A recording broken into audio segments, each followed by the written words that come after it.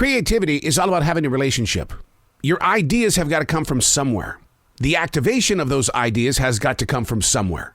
There's got to be some sort of communication and or connection between your mind, body, and soul. And if something isn't working well, then you break down. You get disappointed with yourself because you didn't live up to the expectation that you envisioned. Creativity is an addiction.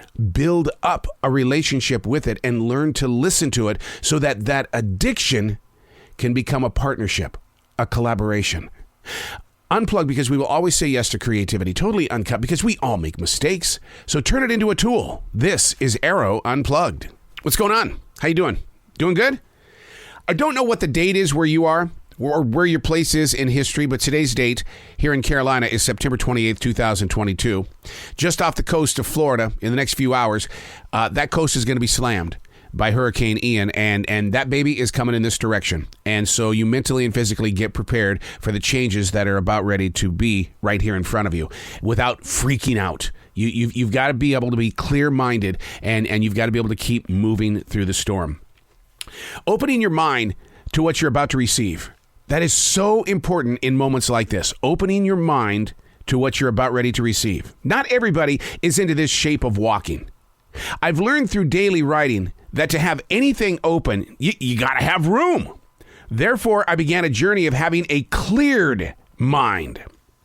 The biggest challenge is keeping it cleared. How we collect good and bad energy doesn't go away. Look at what happens in a stream when you remove a rock. The water, it begins to flow. Well, the same is very true about your thoughts. In this moment of now, you might feel cleared, but once the guard and the awareness are set aside, oh my God, the systems of choice quickly clog, causing the mind to get back to what it already knows. Fear, anxiety, shame, doubt. It's all things and shapes, and each of them, they want attention. Opening your mind to what you're about to receive. The question is, are you listening? Hey, it's Arroe. This is The Daily Mess, a chronological walk through an everyday world. I am a daily writer, and through writing, I've been able to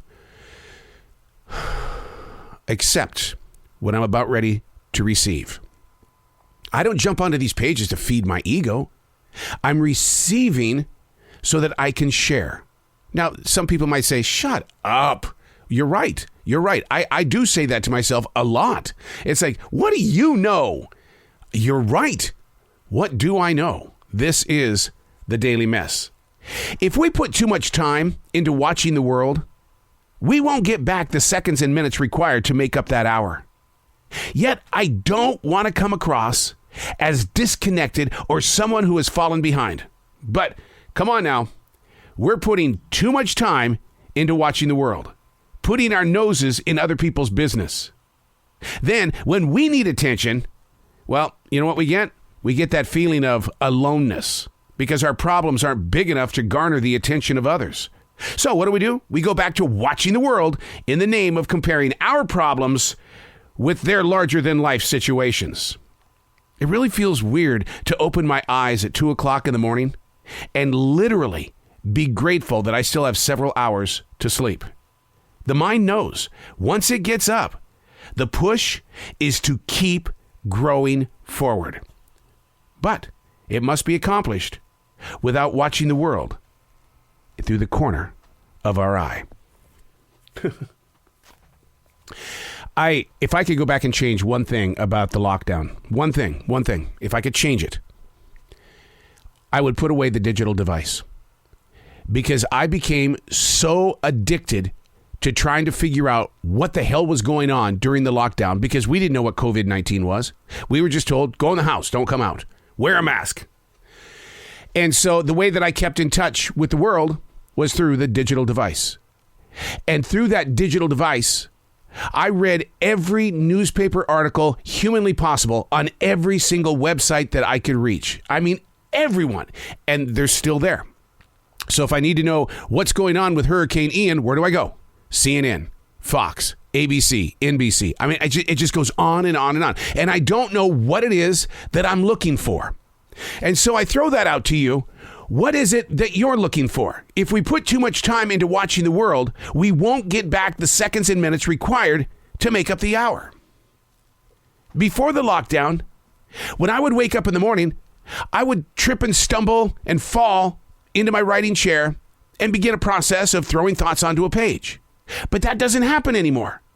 I got to see what happened in the world over the past few hours before I went to sleep at 11 or 12 o'clock and woke up at 5 or 6 o'clock. What went on in the world? I have to know.